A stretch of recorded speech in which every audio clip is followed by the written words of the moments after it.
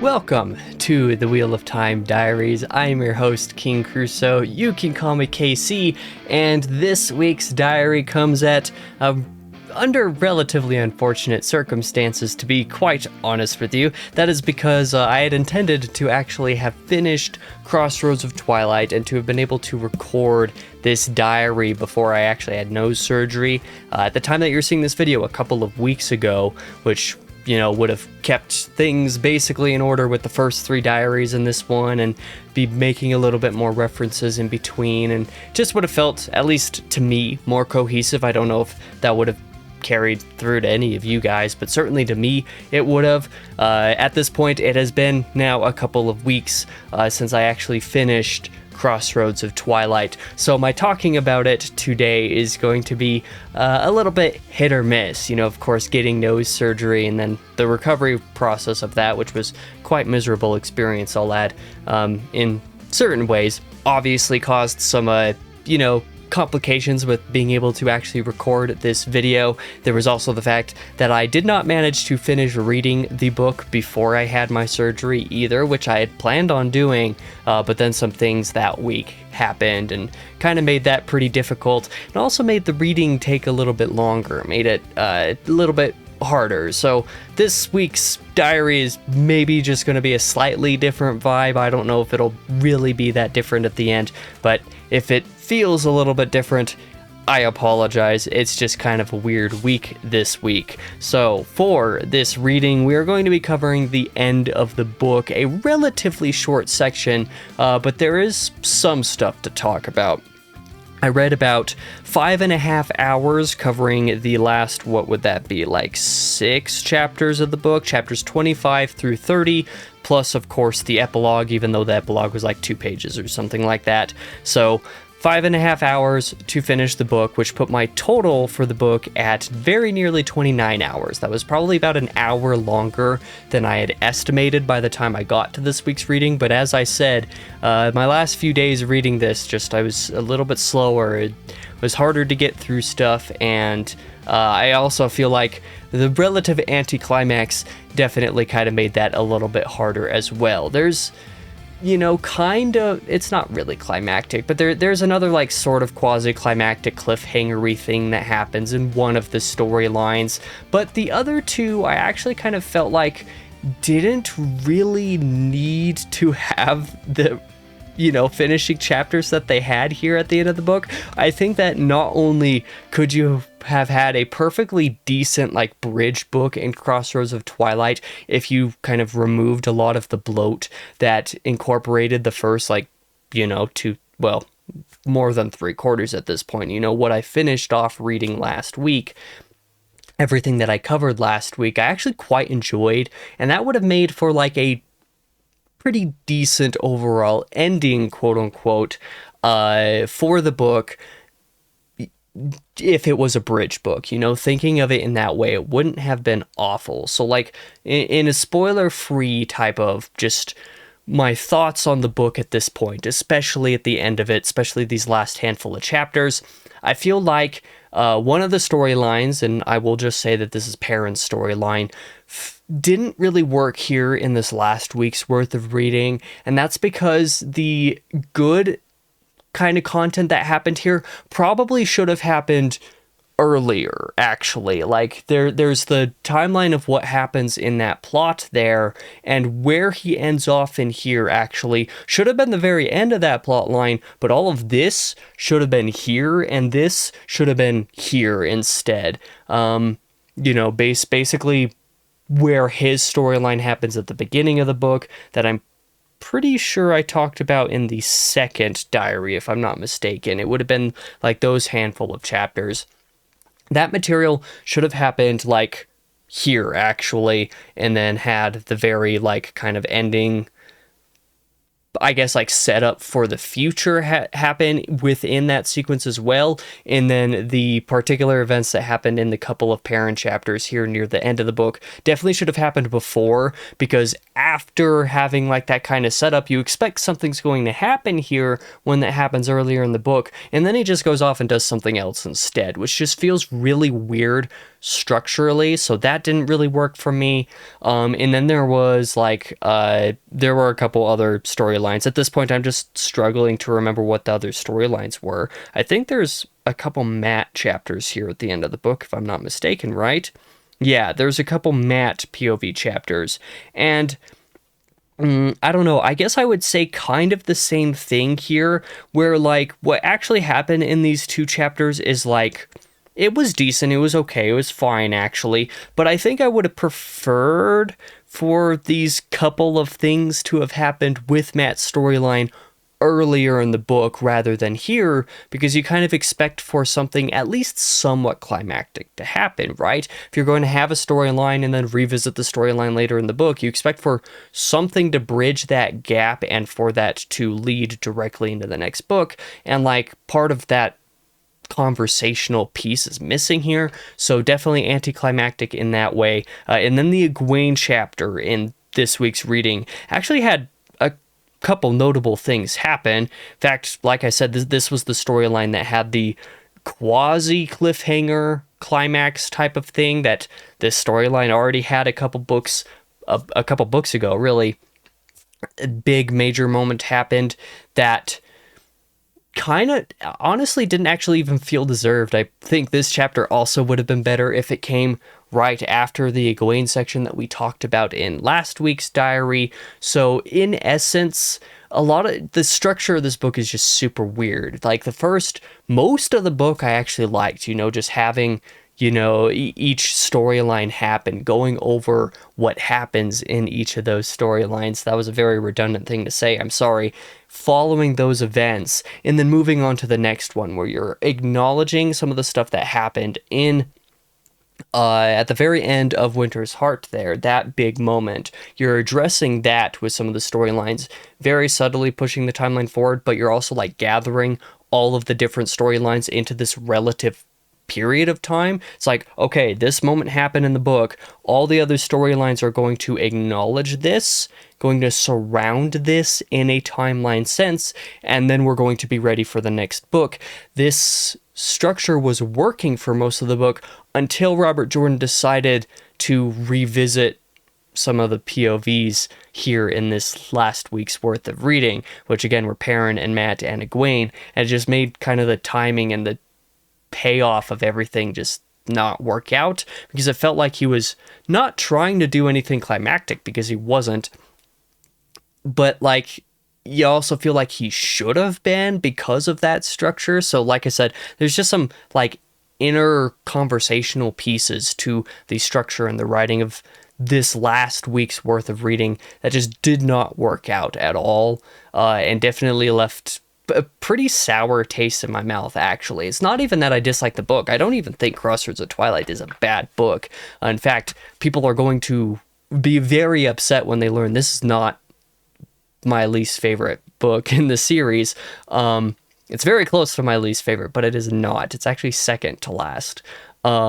Which I guess I'll just say it is, I did my ranking with the Winter's Heart review. Winter's Heart is my least favorite book of the series still, and Crossroads of Twilight is just above that. And I think that's because judging Crossroads of Twilight as a book itself, as a bridge book, even though the last handful of chapters kind of rocked that foundation a bit and made it feel a lot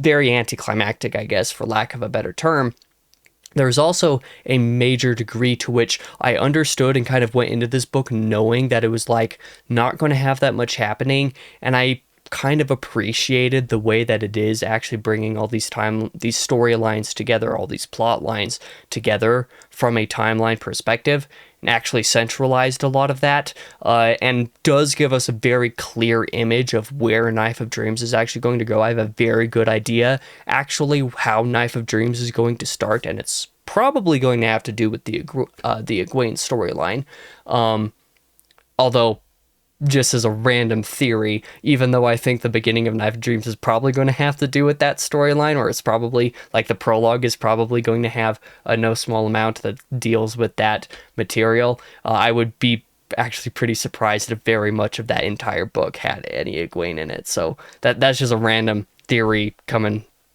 just out of nowhere, I guess. But in general, I think Crossroads of Twilight,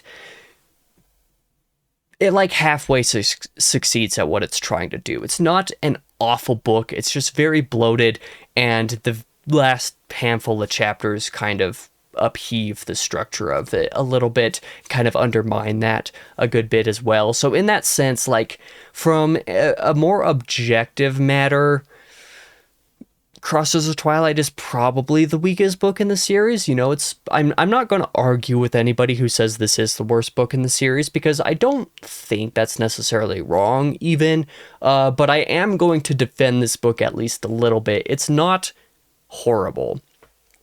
As far as being able to skip the book entirely, like being able to just not read it, you know, being able to read summaries of it online, I do think that complaint is actually pretty valid. If you were to just go onto the Wheel of Time, like, fandom wiki, and do the chapter summaries for this book, I actually went and checked, you actually get a little bit more detail from those chapter summaries than is necessary. Like, you get more detail from some of those chapter summaries than I felt was necessary to relay in my diaries. So if you were to read the Wheel of Time fandom wiki chapter summaries for Crossroads of Twilight and skip the book otherwise, you've got everything you need to know. Like, that is true. That is absolutely true. Would I recommend that you do that? It depends on how much you're suffering through the series. Like, for me, for example, I wouldn't say that I wish I did that. I don't wish that I did that. I enjoyed the book enough for what it was. But there are going to be some people where, if you're struggling and you just want to get to the next book, yeah, just read those chapter summaries, because you're getting all of the details that are there in the book, all of them in the chapter summaries in a much shorter and more direct manner. So yeah, that's my address of all of that, I guess, which I suppose should bring me to the spoiler section. That was a very long spoiler-free section that I just had there. There's a few chapters to talk about, and there's a surprising amount to talk about in these chapters. I'm pretty sure I'll still have an hour-long video at the end of this recording, because that's what always happens here, and I apologize for that. So let's just kind of jump into it. Chapters 25 through, 30? Was it 30 chapters total, plus the epilogue? Yeah, let's just get into it. I believe the first 3 chapters of this, chapters 25 through 27, which is where we'll start, is all Perrin storyline. So we'll do that. The only thing that I wrote down for chapter 25, in fact, this is a little fun fact for the book, just about all of my notes that I've been taking for the book thus far, I've been able to put in like 2 little bullet points, basically, to kind of split up some of the information and make it relatively linear and address all the things that I feel like need to be addressed. Chapter 25 has 1 bullet point and has like less than half as much information in that 1 bullet point than most of the bullet points for the book so far have been. The only thing that I wrote down for chapter 25 is 32 days after Zareen's capture by the Shaido Aiel, Perrin's supplies are running low, so he decides to take a large chunk of his encampment with him to travel to Sohabor, which was the town that we learned about from What's-His-Bucket, the Prophet, when the Prophet met with Perrin previously in the storyline. She's like, hey, there's this town that has a bunch of grain that they weren't able to sell for the winter. We should stop there. And frankly, I think that they should have done that, actually. The only extended dialogue or commentary that I have to provide for chapter 25 here is that I actually think that this excursion, because the next couple chapters take place in Sohabor, this excursion should have taken place earlier, like when Massima, the prophet, advised Perrin to do this for whatever reasons he had for doing that. Perrin should have done it right then, before they actually got to the Shaido Aiel encampment, because structurally that just makes more sense to me.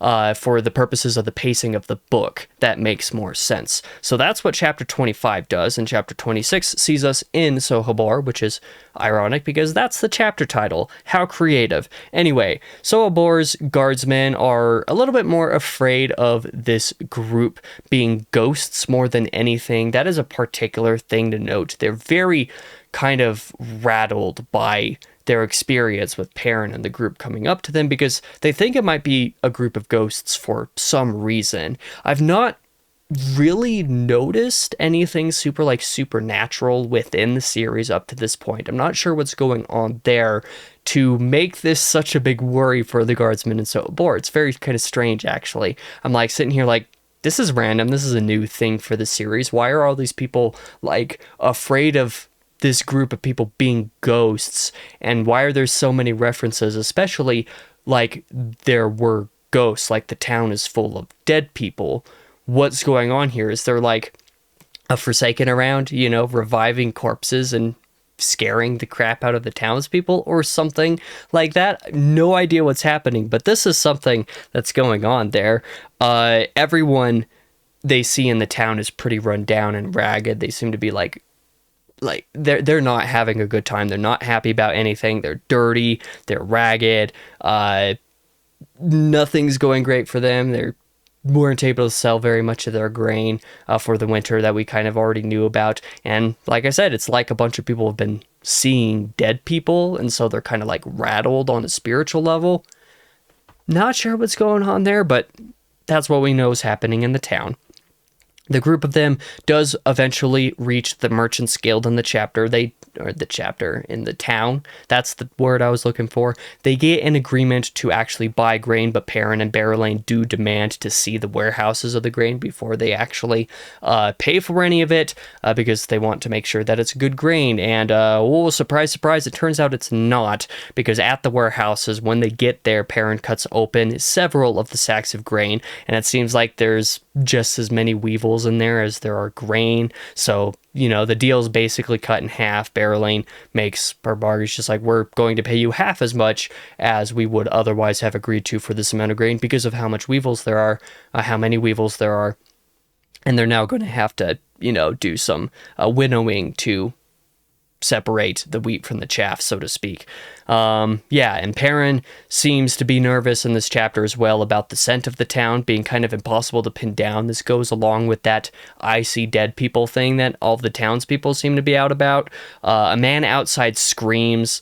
It seems like the man that screamed outside of the warehouses in this moment, plus one of the Aes Sedai Seanid, have actually seen a ghost, and that's what prompted the screams. Seanid kind of wants to stay to take care of whatever the ghost problem is. I have no idea what's going on with the ghost here. It's so random. I'm kind of confused by it, actually. But Perrin doesn't think that he can spare a single Aes Sedai because they need to take on, the Shaido camp, obviously. So it seems like his thought that something is wrong here, because he had this feeling when they emerged into the town, basically in the last chapter, in chapter 25, like something's wrong in this town. Seems like something's correct. Obviously, people are seeing dead people. One of the Aes Sedai did, apparently, and the Aes Sedai want to stay to take care of the problem, but I don't know what the problem is.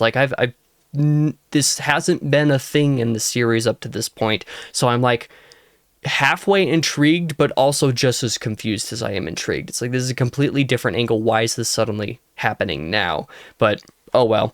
Moving on to chapter 27, you see a period of days kind of taking place here where the purchased grain is winnowed so that the many weevils can be, or most of the weevils anyway, can be removed from the grain as those carts are kind of coming out back to camp. Several days pass while that is all happening. In the meantime, Perrin has returned to the camp to find that there are some Shaido prisoners there because, he called for when they got to the Shaido encampment. He asked for Shaido prisoners to be taken so that he could get information basically to where Zareen and the other prisoners are, the other non-Aiel Guy Shane are at, so that they can free them.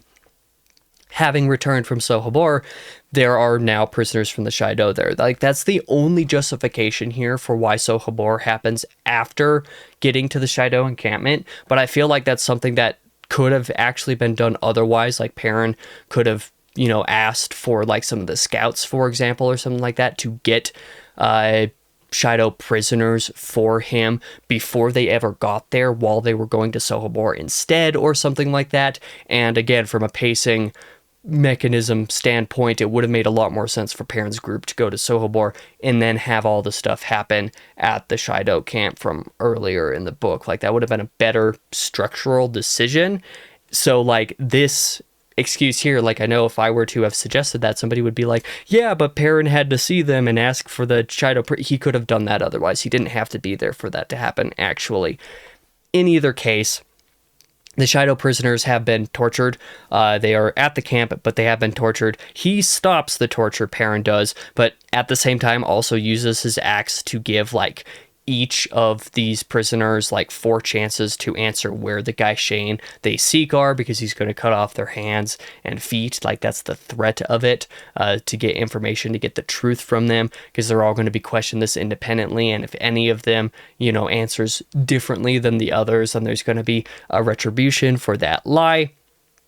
Perrin is obviously very shaken up by this, because he's not a very violent person, but when he makes his threat, he's shaken up by it, so he leaves to allow the others to do the questioning, to fulfill that threat if they must, and in so doing, he chucks his axe into a tree, which is that spoiler that I guess I mentioned at the end of last week's diary that was like, I know something important happens with Perrin's axe in this book, but that's about it. And this is that moment where Perrin gives up the axe, he throws it into a tree, and then he leaves it there. He doesn't ever regather it again, so he's left the axe now. He does not have a reliance on it. Kind of an underwhelming moment, to be honest. Like, it's important for Perrin's character, yes, but like, it doesn't have as much impact as I feel like it should have, personally. But that's just a personal taste thing, I guess.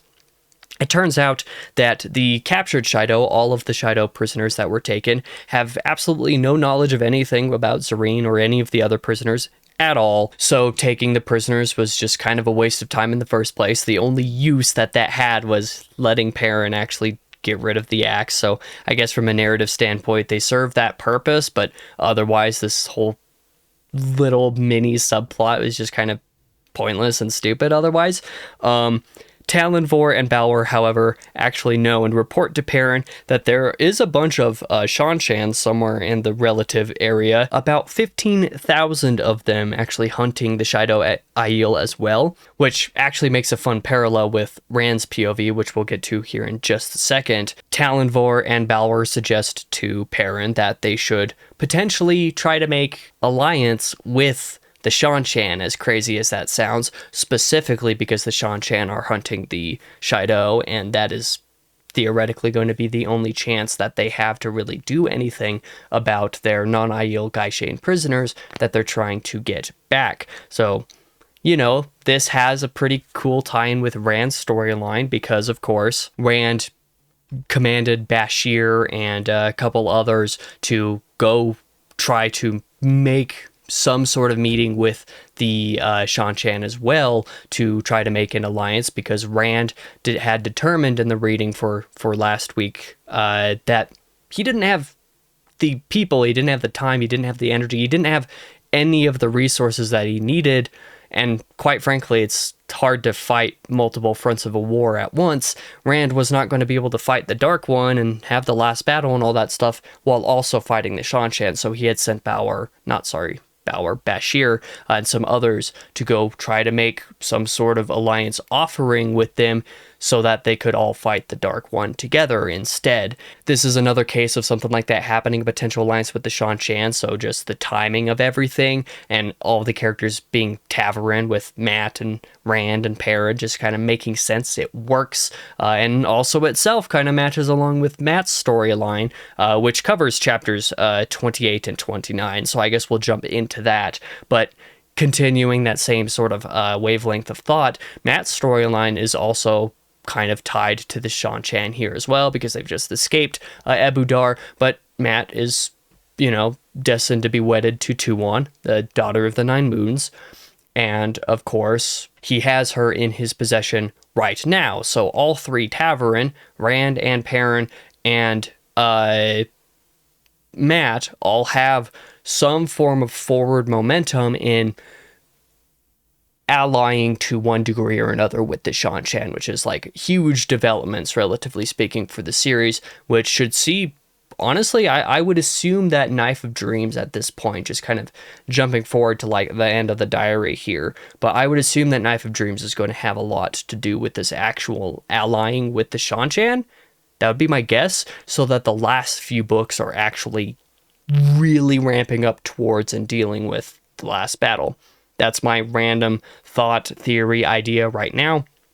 No idea if that's going to be the case, but that's my guess. Anyway, chapters 28 and 29, what last few things happened with Matt's storyline? Well, in chapter 28, the traveling show forges onwards, stopping just about everywhere and anywhere it is possible to make money, and also, hiding continually along the way Matt and the other Shan-Chan people and stuff like that.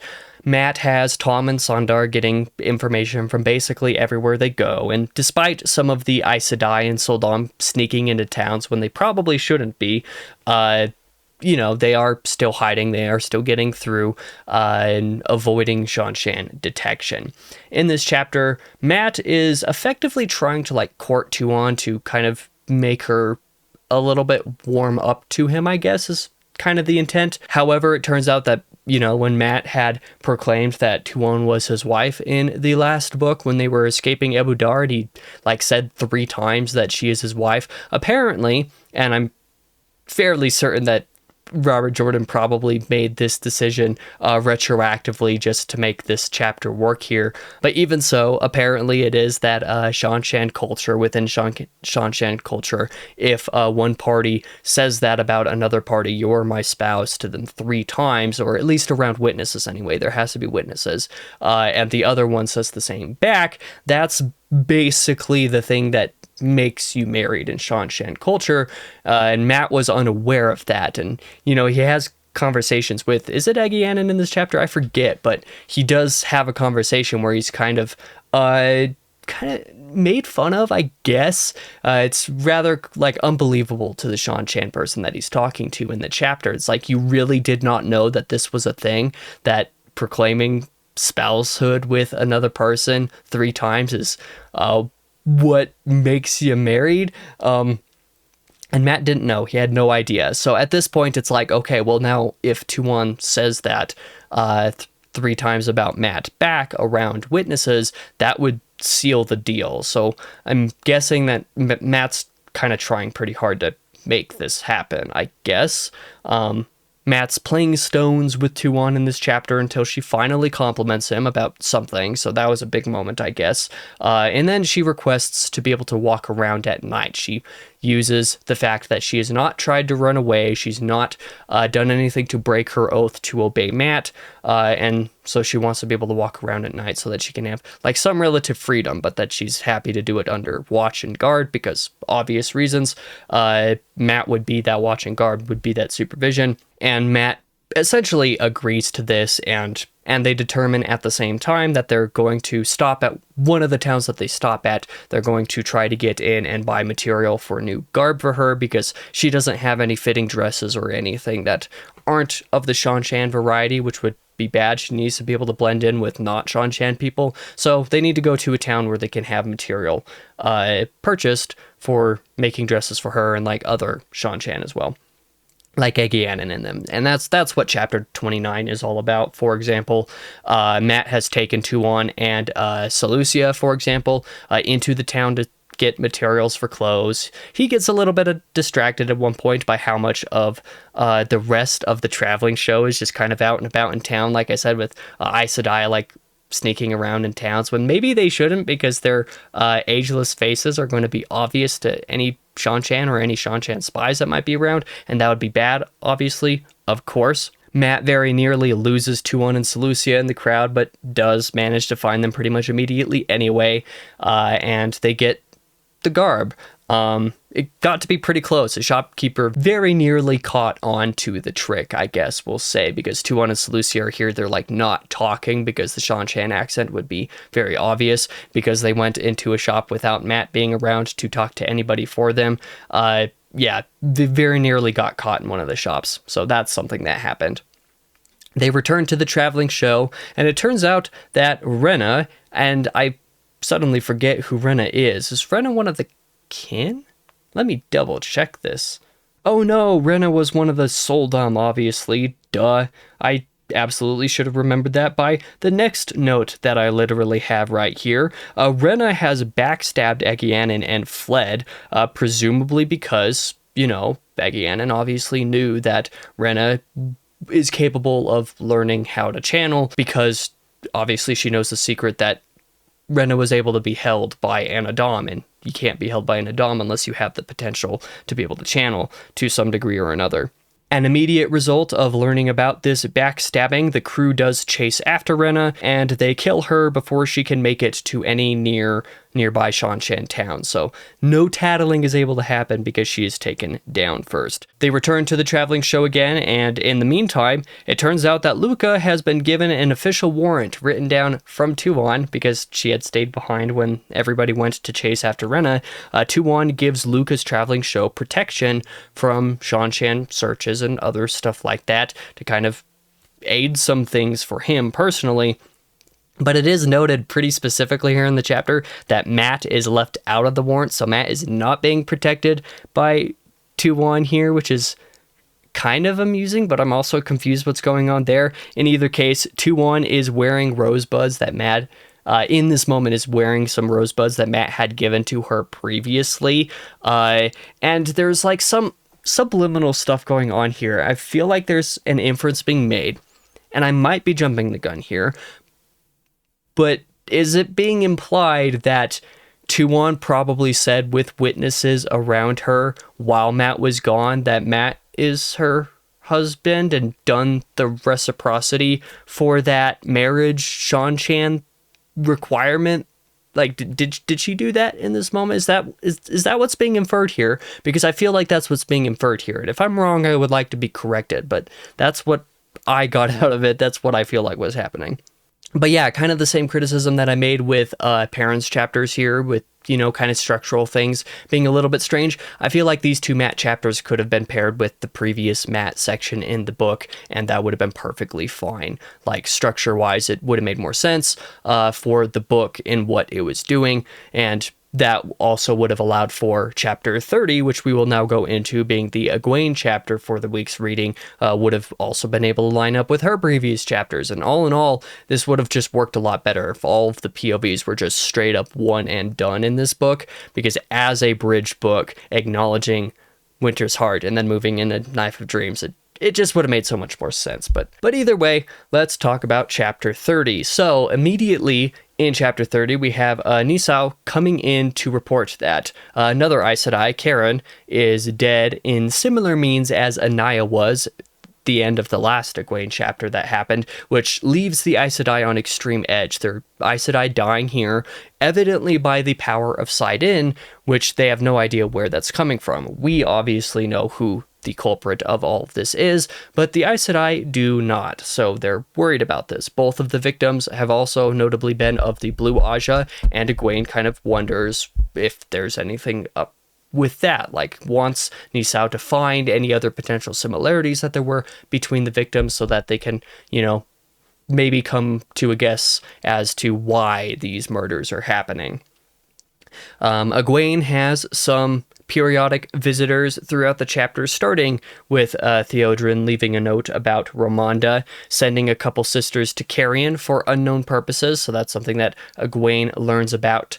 Sheriam reports that both Nicola and Arena have run away, which is kind of random. I wasn't expecting that one to happen. Egwene does not seem taken seriously as a dreamer, given the Hall's reaction to kind of her warnings based off of some of the dreams that we experienced from her recently in this book. So there's, that all happened over the course of about 20 pages. This chapter was long, by the way. This last chapter was like an hour and a half, and I feel like it could have been less than an hour. We also learned some things of more political import here, where talks with the Tower regarding, potential alignment again, they're not going well, which is no surprise really, given both Egwene's and Elida's terms of agreement, which are pretty much starkly opposed to each other. Ramonda questions about the kin as well, and Egwene reveals her plan to let Aes Sedai retire to kin communities. This was kind of the plan that we had eked out to us a little bit earlier, that was like kind of mysteriously drawn out for this revelation to happen in this chapter here. Was like, okay, so why was that drawn out as like some sort of mystery before? You could have just like had that be acknowledged instead of being some like, oh, Egwene is thinking about this thing, but we're not going to say it in the narration for some, I don't know. It was just very weird. But in either case, Egwene does want to tie the kin to the tower to some degree, and also wants to allow for Aes Sedai to be able to actually live their full lives, because it is definitely an after effect or a side effect of the oath rods, using the oath rods to do the 3 oaths that shortens Aes Sedai lives. So she wants for Aes Sedai to be able to choose to retire into kin communities if they want to, which would tie the kin to the tower, as well as allow the women to live if they don't want to just die being Aes Sedai, right? It also appears to be the case that approaching the Black Tower is also going to be pretty difficult because of, you know, the side-in killing of some of the Aes Sedai here, of Anaya and Karen. The Aes Sedai were already not very warm to the idea of approaching the Black Tower for potential alliance, but now there's very much tension associated with all of it as well, because, you know, they're dying from some male channeler, they think. So they're like, maybe we don't want to do this, actually. So it is instead suggested that maybe they should be bonding the Ashaman. So now we have both the White Tower and the rebel Aes Sedai suggesting that they should be bonding the Ashaman. Surely nothing could go wrong here. Egwene schemes as well. At the very end of the chapter, this is kind of like that cliffhanger-y quasi-climax question mark, but not really moment that happens. Egwene makes a scheme with Leanne and Bodwin, and has Bela saddled up so that to go follow through with whatever it is that they're scheming. This is another moment of the narration not really making any clarity as to what they're scheming until it happens. But Egwene is, at the very end of the chapter, at the very end of this book, captured by the White Tower itself, who obviously knew that something was going to be happening. So Egwene is pretty sure that one of her accomplices had betrayed her, and who that was and to what degree, kind of a mystery. So that was like a random cliffhanger moment. It's like, oh, Egwene's going to go do something, question mark, and now she's captured by the White Tower. That's not great. So that's basically how the book ends. But alas, there was a couple of pages of epilogue at the very end where you do have Bashir, and this is kind of what I was referencing earlier with Rand's storyline.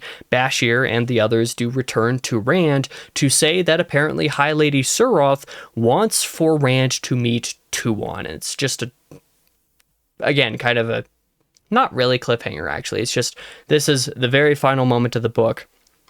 But since Tuon is with Matt, it seems to be kind of the timeline doesn't fully match up here. It seems to be Suroth wants Rand to meet Tuon, who wants him to meet the Daughter of the Nine Moons. The problem is that the Daughter of the Nine Moons is with Matt, and none of the Shan-Chan know that. So I'm not sure what the timing of this Bashir returning to Rand here is, but clearly something mysterious is going on. It might be a trick for Suroth to get Rand in the presence, and maybe some shenanigans are going to happen when that meeting takes place, but who really knows? I just think that my theory, I'm going to reiterate my theory for Knife of Dreams. I think Knife of Dreams is probably going to be about the alliance making with the Shan-Chan between all 3 Ta'veren. I think that's probably going to be a big part of what that book is about. Could be wrong, but that's kind of my guess.